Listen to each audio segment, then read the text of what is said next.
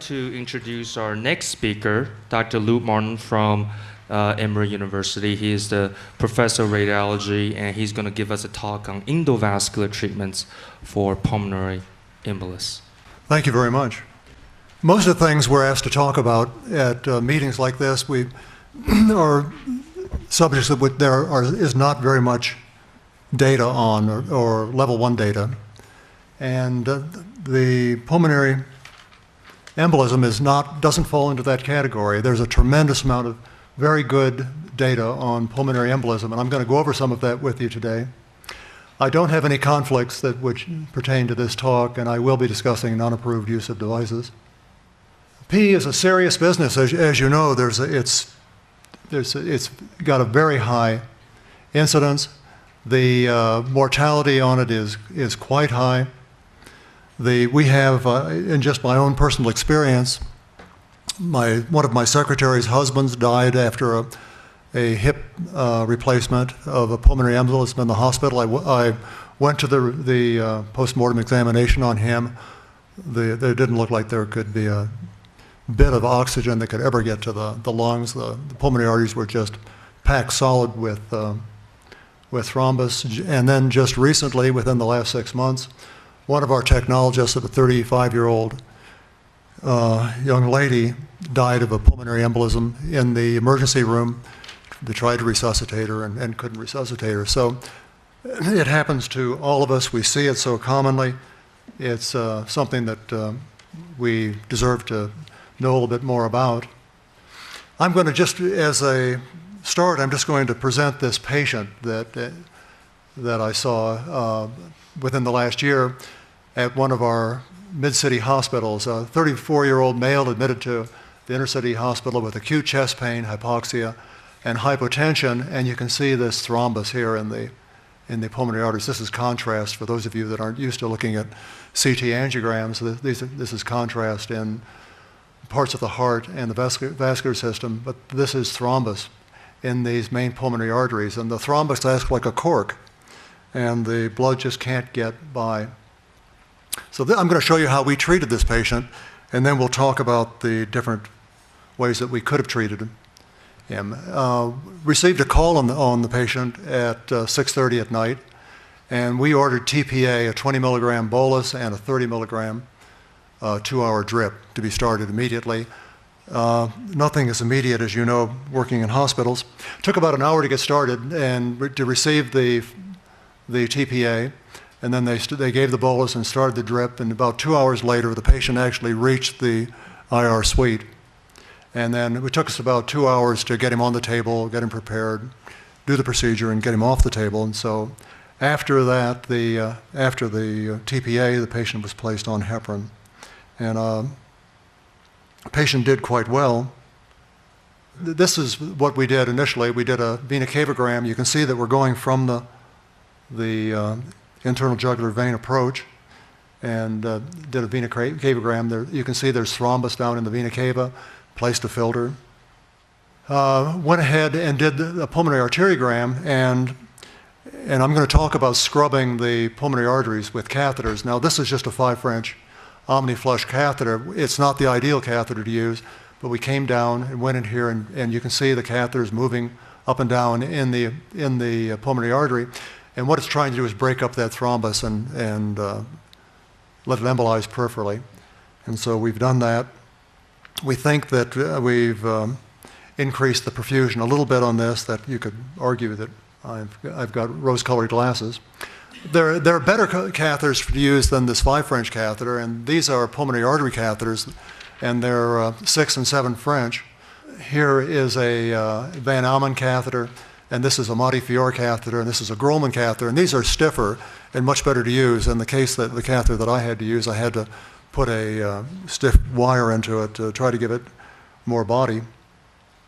Went on the other side into the right pulmonary artery and got over here and did the same thing, and we think that we improved the circulation a little bit. The patient did pretty well, was placed on level 2 heparin, had no heparin until the TPA was in, was doing well on the 3rd post-op day, and then, of course, was discharged in fairly good condition.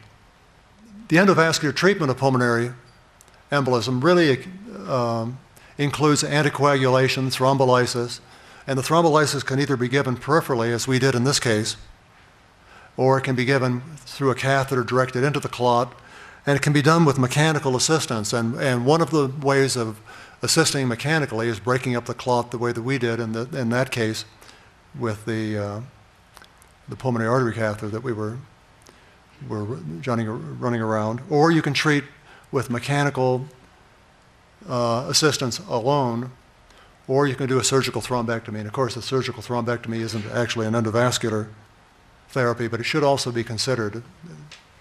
And the way that you make this choice is by risk stratification in the patient, the choice between these three main endovascular treatments.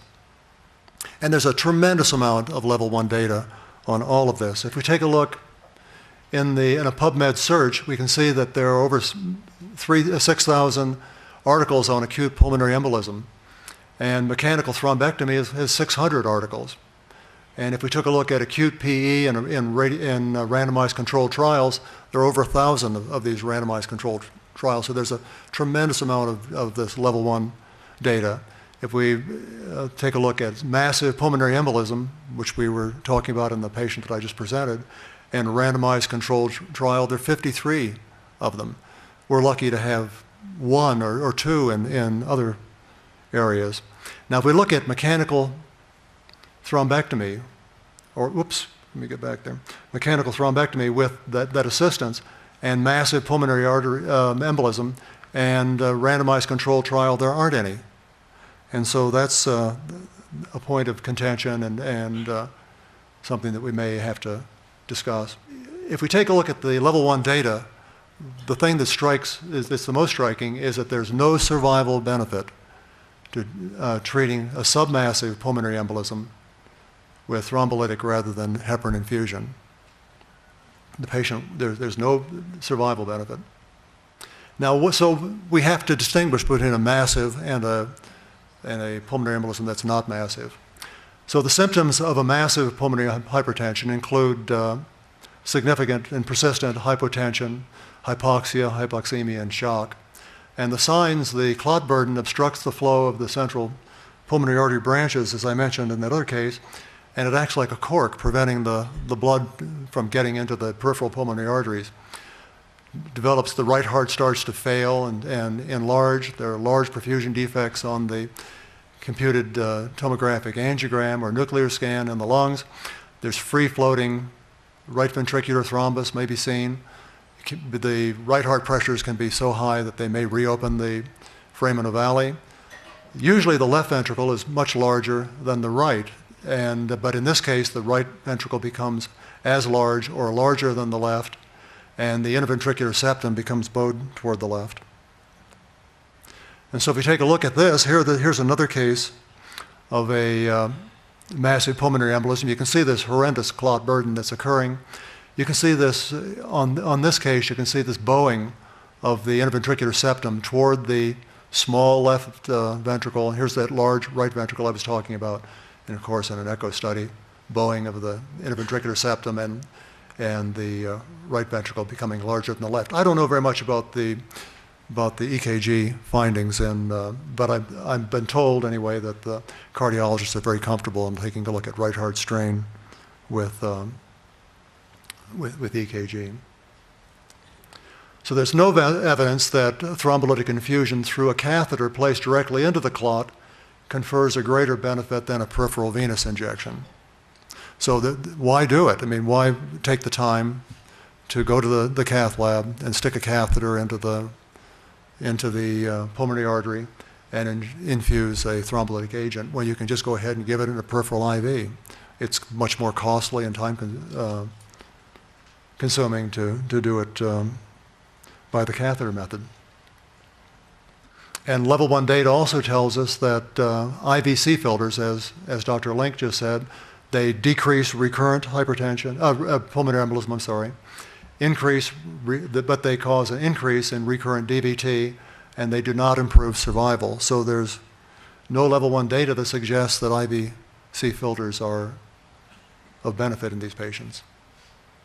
The use of vena cava filters should be reserved for patients with contraindications to anticoagulation therapy, according to some of the guidelines that we have. And this is from a lawyer site, and you can see that the IVC filter complications are very serious and can be life-threatening. And they're talking about, they've taken a look at the MAUD database with the FDA and see how many things are being reported to them and the complications. And they're trying to get these patients to come on in and make a complaint against you if they've survived, or their families to file suit.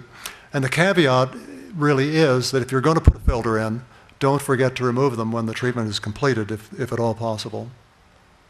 Now, there's quite a bit of difference in removable IVC filters. And these are two that sort of fall at different ends of the spectrum. And the Optese filters, it's very good at filtering the thrombus from the cava, preventing it from getting up to the lungs. It does have a high incidence of caval occlusions, but it has to be, if it's going to be retrieved, it has to be retrieved very early. And the company wants you to go back in and retrieve it in 23 days. Whereas filters like the Select IVC filter made by Cook has been retrieved after 300 days, and it has to do a lot with the construction of the filter. Now, this one is going to have a lot more trouble with legs perforating the IVC and going into the aorta or the kidney or other places that you don't want them, and legs fracturing. This one, the sides of this filter are incorporated very quickly in the endothelium of the vena cava, and you just can't get it out. And it's a mistake to try to get it out after the 23 days or 30 days window that you have. Now, why would we want to do lysis with mechanical assistance? And it's to increase the clot surface of the lytic agent and to decrease the central clot burden. And who should we do it on then? Should we do it on everybody? Currently, there's no evidence-based guidelines that identify those patients who should be treated more aggressively with endovascular therapy. The American College of Chest Physician guidelines recommend against using mechanical approaches in most patients with PE, and they say that it should be used very selectively in highly compromised patients who are unable to receive thrombolytic therapy and whose critical status does not allow sufficient time to infuse a thrombolytic agent. That doesn't make a whole lot, the second statement doesn't make a whole lot of sense, because if to start an IV and infuse a thrombolytic it takes much less time than it does to get in there and to do the catheterization. So the rationale for mechanical assistance is based on rapid relief of that central obstruction, break up that clot and put it peripherally into the more distal vessels. There's 4 times the room in the peripheral vessels than there is centrally. So if you can break up the clot can be treated as it moves peripherally, and it's a much benefit. And it increases the surface area of the clot exposed to the lytic agent. So you're breaking it up and fragmenting it, and so instead of just acting on the external part of that clot. So how do you do it? Well, you can do it with a variety of different methods. We talk about pulse spray of the thrombolytic agent, mechanical disruption of the clot with a variety of different devices, or we can remove the clot mechanically with a variety of devices here, and we'll talk about some of those. The ECHOS catheter is a catheter that has a central transducer that has an ultrasonic beam, a high-frequency ultrasound beam in there, and supposedly that goes and breaks up the thrombus. And then there are infusion ports along the catheter that inject the thrombolytic agent. Pulse spray thrombolysis is shooting the thrombolytic out in a sort of a very fine, forceful spray, sort of like using a power hose on trying to disrupt that clot. It disrupts the clot mechanically, and then it also increases the surface area of the clot that you're treating. These are other different devices. It looks like an egg beater. This is a Trertola device. You put it inside the thrombus and beat it up. A cleaner device, same thing. The angiojet rheolytic thrombectomy system supposedly sprays out the thrombolytic and then it circulates it and fragments the clot and brings it back. The angiojet therapy, unfortunately, it's related to a high complication rate. The Quo and Bovini, two of the people that you'll see referred to in the reference list, talk about Quo did a meta-analysis of mechanical assisted thrombolytics, and only about something like 8% of them had a complication. 70% of the complications that occurred related to the angiojet. So you can see that it's a very dangerous thing to use. Okay, here's my algorithm for treating it, and then I say I'm running over time, so I'm going to have to sort of go through these fairly fast.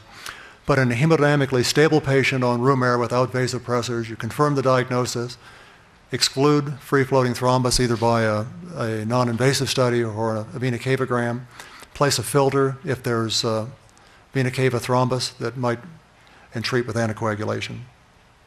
Hemodynamically unstable but controlled, confirm the diagnosis of the massive PE, exclude the free-floating thrombus, treat with IV TPA and a 2-hour drip followed by heparin and Coumadin. Hemodynamically unstable and can't be controlled with no contraindication to thrombolytic therapy, determine the use for the IVC filter, bolus and drip with high-dose TPA, macerate the clot the best you can with any means that you have. The method depends on how high the risk of the patient and how effective the maceration is. If you're not making any progress, place a pacemaker, give atropine, and use the angiojet. High-risk patients with absolute contraindications to thrombolytic therapy and patients that have been turned down by the cardiothoracic surgeon, heparinize if possible, place an IVC filter, macerate the clot by any method necessary. The benefit in these patients is very low, but it's worthwhile trying. Thank you very much. Thank you, Dr. Martin. For those of you who do have questions, please write them down and we'll certainly discuss them.